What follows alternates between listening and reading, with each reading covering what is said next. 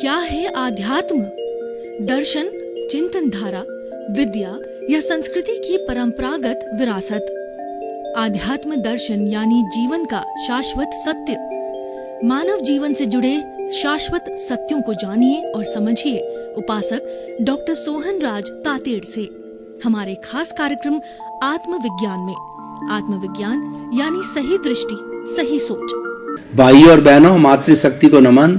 Studio में आप सभी का हार्दिक स्वागत है, अभिनंदन है, सत्कार। आत्मविज्ञान साइंस ऑफ द सोल कार्यक्रम के अंतर्गत हम आपको सही दृष्टि, सही सोच, राइट विजन, राइट थिंकिंग के तहत आपकी जो नकारात्मक सोच है उसको तिरोहित कर उसकी जगह सकारात्मक सोच डालने का प्रयत्न करते हैं। और ये हमारा उद्देश्य है। हमारा मुख्य उद्देश्य एक अच्छा इंसान बने। अच्छा इंसान वह होता है जिसकी सोच सकारात्मक होती है, जिसके पास सम्यक दृष्टि होती है, जिसके पास सम्यक दर्शन होता है, जिसके पास राइट विजन होता है। और ये सारा हम कार्य प्रतिदिन नए नए एपिसोड्स के माध्यम से करते हैं। तो आज का हमारा एपिसोड का बहुत ही सुंदर विषय है विद्या ददाति विनयम। भाई और बहनों, दो शब्द है, एक तो विद्या और एक विनय। पहले दोनों शब्दों को अच्छी तरह से समझते हैं, इनको परिभाषित करते हैं। विद्या का अर्थ होता है शिक्षा। शिक्षा व्यक्ति को सिविलाइज्ड बनाती है, सभ्य बनाती है और पशुता से हटा करके उसके अंदर मानवता डालती है, दैविक शक्ति डालती है। ये सारा विद्या का काम है। शिक्षा के द्वारा मनुष्य अपना सुंदर व्यवहार बनाता है और समाज में कैसे जीना उसका प्रशिक्षण प्राप्त करता है। अन्य लोगों को उसके द्वारा कष्ट न हो, वो सारे गुण, सारे गुर और सारे सूत्र जो है विद्या के द्वारा सीखता है। मनुष्यों का भी समाज होता है। मनुष्यों के समाज को हम जो है समाज बोलते हैं। पशुओं का भी समाज होता है जिसको समझ बोला जाता है। सिर्फ एक मात्रा का अंतर होता है। लेकिन पशुओं के पास में डेवलप्ड इंद्रियां, डेवलप्ड मन और डेवलप्ड बुद्धि, चित्त और आत्मा डेवलप्ड न होने के कारण वो अधिक विद्या ग्रहण नहीं कर सकते, शिष्टाचार ग्रहण नहीं कर सकते। विद्या व्यक्ति को शिष्टाचार युक्त बनाती है। सही मायने में वो उसको अच्छा इंसान बनाती है। और सारी जितनी भी हमारी शिक्षा है, उस शिक्षा का मुख्य उद्देश्य है कि व्यक्ति एक अच्छे इंसान के रूप में अपना जीवन यापन करे। अच्छा इंसान वह होता है जो संयम से रहे, अनुशासित रहे, समाज में परोपकार करे, समाज में किसी का शोषण न करे, समाज में किसी को दुख न दे, नकारात्मक भाव न लाए, किसी को दोषित नहीं समझे और किसी के प्रति बुरा भाव नहीं लाए। ये वह अच्छा इंसान होता है। और सारी अच्छा इंसान बनाने की प्रक्रिया है ये विद्या के द्वारा होती है। तो इसीलिए हमारे पूरे भारतवर्ष के अंदर स्कूल, कॉलेज और यूनिवर्सिटियों की स्थापना की गई है। और ये एक जीवन का एक अभिन्न अंग है। हम अगर जीवन की जो अभिन्न जो है वो बातों को भी देखें तो रोटी, कपड़ा, मकान, शिक्षा और चिकित्सा, यहाँ पर भी शिक्षा को प्रमुख स्थान दिया गया है। क्योंकि बिना शिक्षा के व्यक्ति पशुवत है। बिना शिक्षा के व्यक्ति के अंदर संस्कार नहीं आते हैं और संस्कार नहीं आते हैं तो वह शिष्टाचार से जीवन यापन नहीं कर सकता, अपने जीवन का विकास नहीं कर सकता। जीवन के विकास के लिए विद्या का होना बहुत ही जरूरी है। अब विद्या दो तरह की होती है, एक तो भौतिक विद्या, एक तो संसार की विद्या जो हमारा बाह्य जगत है, उस जगत को समझने की विद्या। उसको हम सारी जो है जीवोपार्जन विद्या कह सकते हैं, सांसारिक विद्या कह सकते हैं, भौतिक विद्या कह सकते हैं। लेकिन जो विद्या हमारे भीतर का विकास करती है, जो विद्या हमें मुक्ति की ओर ले जाती है, जो विद्या हमें विनय की ओर ले जाती है, वह विद्या जो है हमारे भीतर जगत के अंदर प्राप्त होती है और वह विद्या विनय की विद्या है। विनय क्या है? विनय सब गुणों की खान है। अगर एक विनय का गुण आ जाते हैं तो सब गुण ऑटोमेटिकली आ जाते हैं। विनय एक जो है वृक्ष का बीज है। जैसे एक बीज जो है बड़े वृक्ष को जन्म देता है और वट वृक्ष बन जाता है।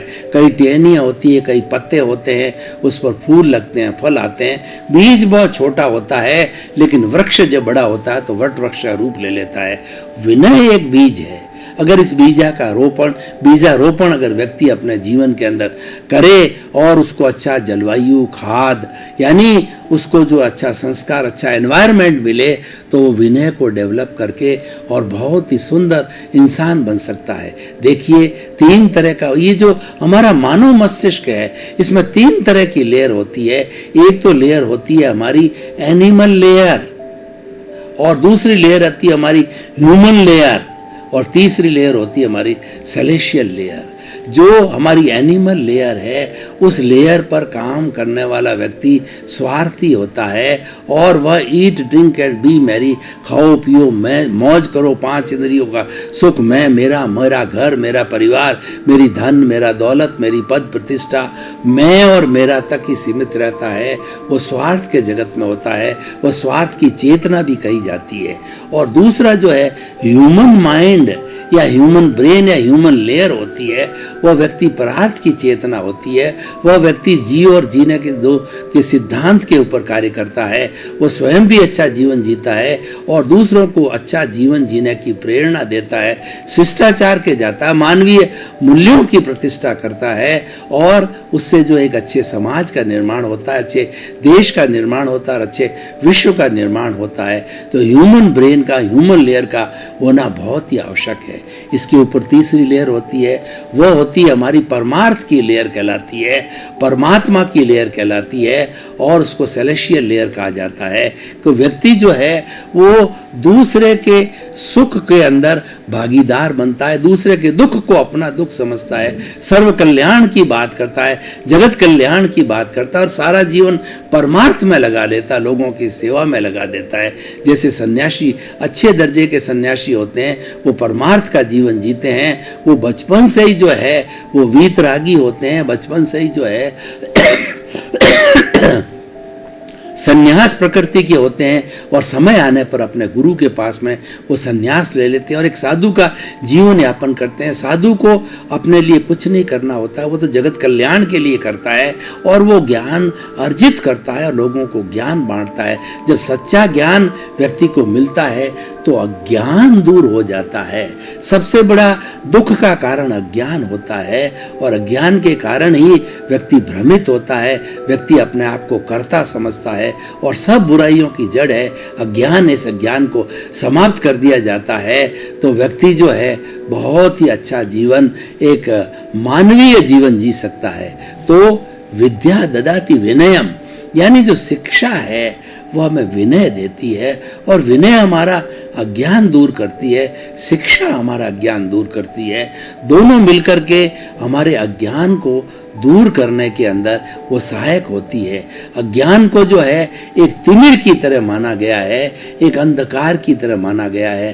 भयंकर अंधकार हो और उसमें एक छोटा सा दीपक प्रज्वलित कर दिया जाता है, तो वो दीपक जो है प्रकाशमान कर देता है उस अंधकार को, वो घनाकार अंधकार को हटा देता है, क्योंकि दीपक जो है प्रकाश का द्योतक है। उसी तरीके से हमारी विद्या और हमारी विनय जो है ये उस दीपक के समान है। ये दोनों पर प्रकाशक है, ये स्वयं प्रकाशित होती है, व्यक्ति को प्रकाशित करती है, और वह व्यक्ति जो अन्य लोगों को प्रकाशित करता है। तो ये दोनों जो है ये ज्ञान का कार्य दोनों के पास के अंदर, और ये ज्ञान प्राप्त हो जाता है। तो विद्या को हम समझें तो हमारी थ्योरी है, वो सिद्धांत है, और विनय है वो प्रैक्टिकल भाव है, वो आचार संहिता है। विनय को जिया जाता है, और विनय को प्राप्त करने के लिए सबसे पहले विद्या का सहारा लेता है। विनयशील व्यक्ति के जो है अहंकार बहुत उपशम में होता है, उसके क्रोध, मान, माया, लोभ जो है बहुत शांत होते हैं। जिस व्यक्ति का कषाय उपशमन होता है और क्रोध, मान, माया, लोभ शांत होते हैं, वह व्यक्ति विनयशील होता है। विनयशील व्यक्ति की विशेषता क्या होती है कि उसके अंदर टॉलरेंस पावर बहुत होती है, सहन शक्ति बहुत ज़्यादा बढ़ जाती, क्योंकि विनयशील प्राणी हर प्राणी के अंदर अपने जैसा आत्मा का दर्शन करता है। वह चिंतन क्या करता है कि 84 लाख जीवा योनि प्राणियों के भीतर विराजमान शुद्ध आत्मा भगवान को दिव्य दृष्टि दृष्टि से दर्शन कर उसको नमस्कार करता हूँ। चूहा है, बिल्ली है, गाय है, भैंस है, पेड़ है, पौधा है, सब में वही आत्मा देखता है जो राम में है, कृष्ण में, महावीर में है, 24 तीर्थंकरों में, आप में और हमारे में। व्यवहार दृष्टि से कहने की जरूरत नहीं होती, लेकिन विनयशील जो है व्यक्ति ऐसा चिंतन करता है कि सभी के अंदर प्रभु का वास है, जिसके अंदर सभी के अंदर आत्मा विराजमान है, और वो आत्मा जो है अनंत ज्ञान वाला है, अनंत दर्शन वाला है, अनंत शक्ति वाला है और अनंत सुख का धाम है। यानी अपने स्वरूप में रहने की जो प्रक्रिया है वो विनय की प्रक्रिया है।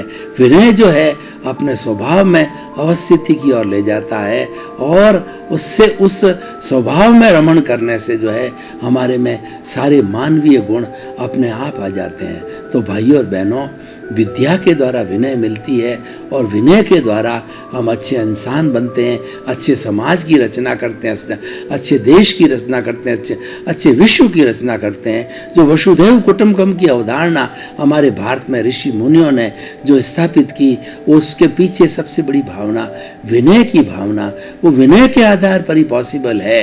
क्योंकि जो व्यक्ति ये चिंतन करता है कि वसुधा मेरी माँ है और वासुदेव जो भगवान है, ईश्वर मेरे पिता है, तो सारे लोग जो हम उसी की संतान हैं, 84 लाख जीवा योनि के प्राणी जो है इसी हमारी नेचर माँ से जन्म लेते हैं, इसी में ही पलते हैं, पोसते हैं, बड़े होते हैं, और इसी में ही कार्य करते हैं और इसी में विलीन हो जाते हैं। ये हमारी सारी पृथ्वी नेचर माँ है। वो पंचभूतात्मक है, पृथ्वी, जल, अग्नि, वायु और आकाश, इन 5 भूतों से हर प्राणी का जन्म होता है, हर प्राणी पोषित होता है। और जब उसका जीवन का नाश हो जाता है और शरीर को जला दिया जाता है, तो 5 भूत पुनः 5 भूतों के अंदर चले जाते हैं। इस तरीके से 5 भूतों का भी क्षय नहीं होता है। उसकी एनर्जी पूरे कॉस्मॉस की, पूरे जो है हमारे जो इस एनवायरनमेंट की जो एनर्जी है वो फिक्स रहती है, E=mc²। ई का मतलब एनर्जी और एम का मतलब मास, C² कांस्टेंट है। यानी वैज्ञानिकों ने बताया है कि इस सारी सृष्टि ब्रह्मांड की जो एनर्जी भूतकाल में थी वह आज भी है और भविष्य में उतनी रहेगी। उसका 1 अंश भी क्षय नहीं होता है, मात्र उसका जो है वो ट्रांसफॉर्मेशन होता है, उसका रूपांतरण होता है। ठोस द्रव में बदल जाता है, द्रव गैस में बदल जाता है, गैस वाइब्रेशंस में बदल जाता है। और ये सारी सृष्टि है वाइब्रेशन से बनी होती है, और वाइब्रेशंस के आधार पर ही जो है हम जो कुछ बोलते हैं वो परावर्तन होता है। वो टीवी में आता है, वो इंटरनेट के अंदर आता है, मोबाइल में आता है। तो भाइयों और बहनों, ये कितने सुंदर जो है युगल है ये विद्या का और विनय का। ये हर प्राणी को लेना चाहिए, और हर माता पिता, चाहे वो गरीब हो अमीर हो, वो चाहते हैं कि मेरे बच्चे को पढ़ाऊं। इस पढ़ाने का अर्थ क्या है कि उसको विद्या दिलानी है, और उसका विद्या अगर वो सही मायने में ले लेता है तो उसे विनय आती है। हमारी पुरानी गुरुकुल प्रणाली को हम देखें तो वहाँ पर गुरु जो है अपने शिष्यों को विद्या दिया करते थे ब्रह्मचर्य आश्रम में, और वो प्रकृति के करीब रहते थे। वो बच्चों को एक लेसन भी देते थे कि प्रकृति के करीब रहो, और जितना जितना प्रकृति के करीब रहोगे आप स्वस्थ रहोगे, और स्वस्थ के साथ साथ आपका चिंतन है वो सकारात्मक होगा। हमारा आज चिंतन नकारात्मक क्यों होता जा रहा है? क्योंकि हम अप्राकृतिक जीवन जी रहे हैं। हम कभी भी जो है वो सूर्य के संपर्क में नहीं आते, खुली हवा के संपर्क में नहीं आते, मॉर्निंग वॉक नहीं करते, खुले बगीचे में नहीं घुलते, तो हम प्रकृति का जो है वो दर्शन नहीं कर पाते हैं। उसके कारण हमारे ये सारे दूषित विचार आते हैं।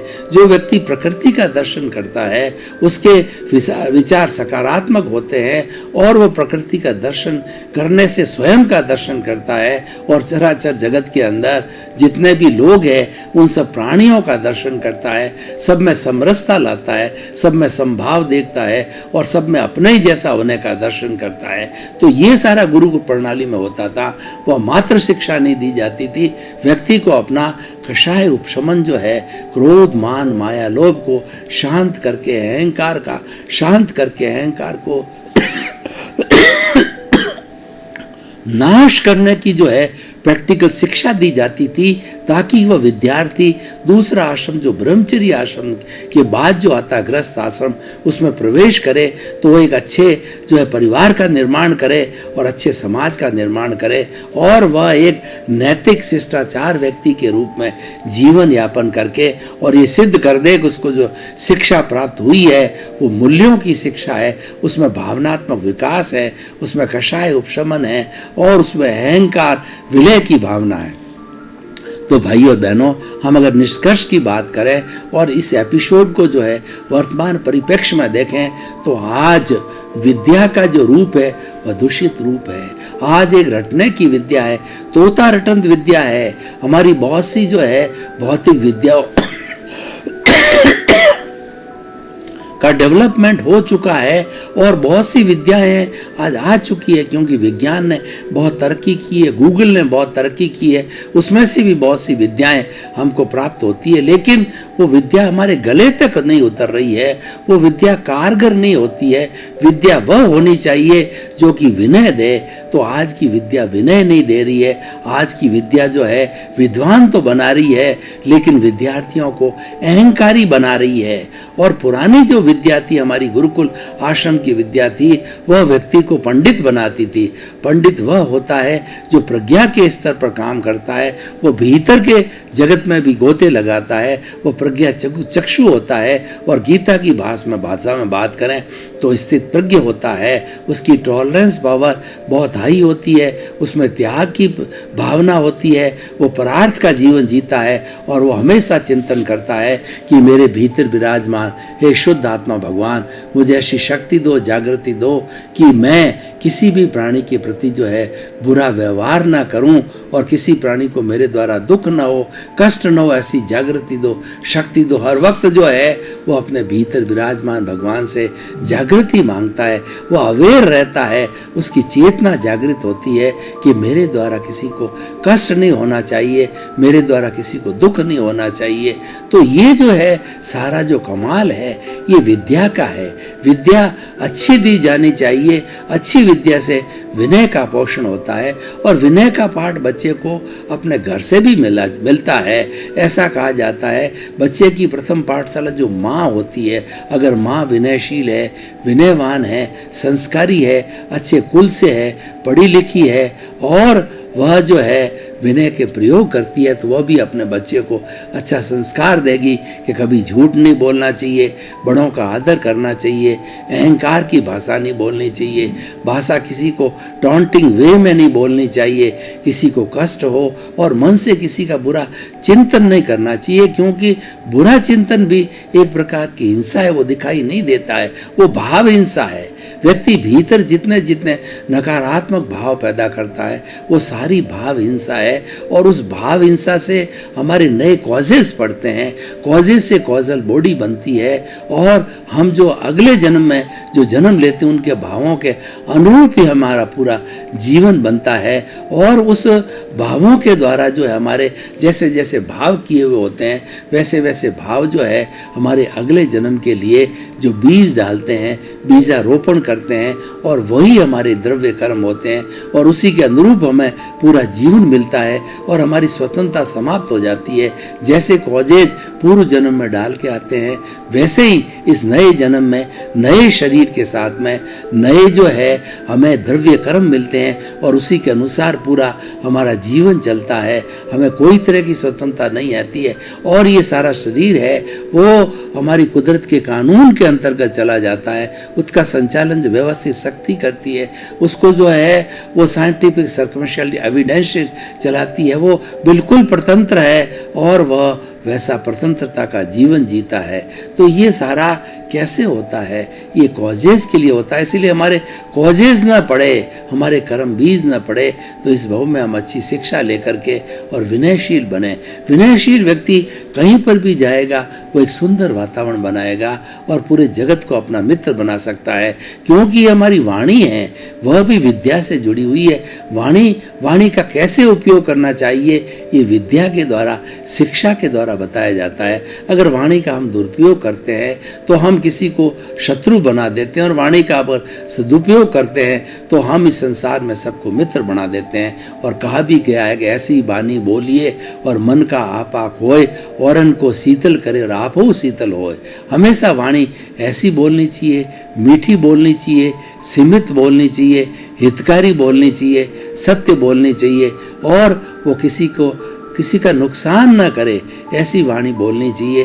टॉन्टिंग भाषा नहीं बोलनी चाहिए और फूड भाषा नहीं बोलनी चाहिए। हमें हमेशा पार्लियामेंट लैंग्वेज बोलनी चाहिए। उससे हमारा सारा वातावरण जो है बहुत अच्छा बन जाता है, क्योंकि हमारा हम जो समाज में या परिवार के अंदर जो पारिवारिक जीवन जीते हैं, हम रिलेटिव जीवन जीते हैं, उसमें 3 बड़े हमारे साधन हैं।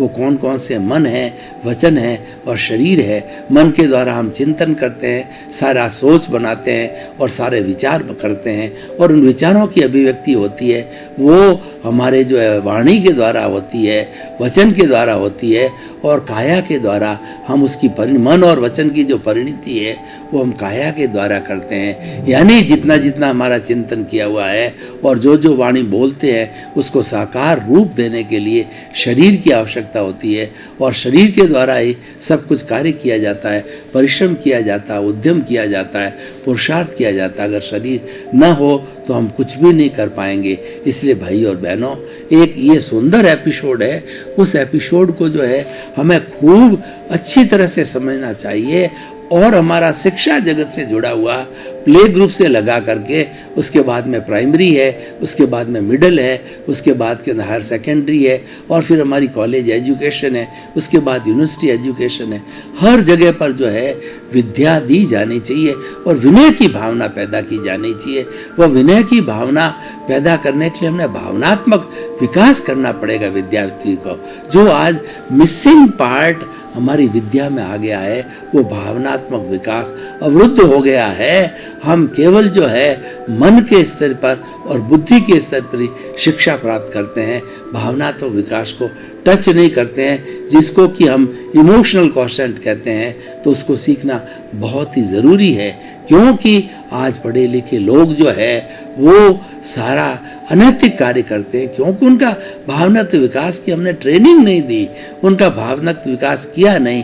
एक जज है, घूस लेता है और एक व्यक्ति के साथ में जब कोई भी कठिन समस्या आ जाती है तो समझदार व्यक्ति सुसाइड कर लेता है और उसके साथ साथ के अंदर अच्छा पढ़ा लिखा व्यक्ति भी माता पिता की सेवा नहीं करता है और उनको कष्ट देता है, उनको गालियां देता है। तो ये बात कहाँ से आती है? ये बात इसीलिए आती है कि हमने बच्चे का, विद्यार्थी का भावनात्मक विकास रोक दिया, उसको शिक्षा बहुत दी, उसको पैसा कमाने की शिक्षा दी, उसको भौतिक शिक्षा दी, इस जगत को जानने की शिक्षा तो हमने बहुत दी है, लेकिन अच्छा इंसान बनने की शिक्षा नहीं दी है। अच्छा इंसान बनने के लिए अच्छी विद्या दी जानी चाहिए और विद्या के साथ में विनय आनी चाहिए। अगर विद्या अच्छी है तो निश्चित रूप से विनय आएगा और जो विनयशील होते हैं वो व्यक्ति खुद अच्छी विद्या देते, उनका जीवन जो है विद्या से भरा हुआ होता है। और किसी विनयशील गुरु के पास में आप बैठो तो आपको लगेगा कि उसका आभा मंडल कितना पवित्र है, कि उस आभा मंडल के उस वलय में हम बैठ करके सुकून महसूस करते हैं। भाई और बहनों, आपका बहुत बहुत धन्यवाद। आप हमारा ये आत्मविज्ञान कार्यक्रम देखते रहिए, क्योंकि आत्मविज्ञान कार्यक्रम में आपको वो सूत्र मिलने वाले हैं जिससे आपका जीवन धन्य हो जाएगा, जीवन का कल्याण हो जाएगा, आपको सम्यक दर्शन मिलेगा, एक सही दिशा मिलेगी और सही दिशा मिलने पर हम राजपथ को प्राप्त करते हैं और आगे से आगे बढ़ते रहते हैं। सर्वे भवन्तु सुखिनः, सर्वे भवन्तु निरामया। इसी क्रम में आपका जीवन आनंदमय हो, मंगलमय हो। बहुत बहुत धन्यवाद। आत्मविज्ञान में आत्मविज्ञान यानी सही दृष्टि, सही सोच।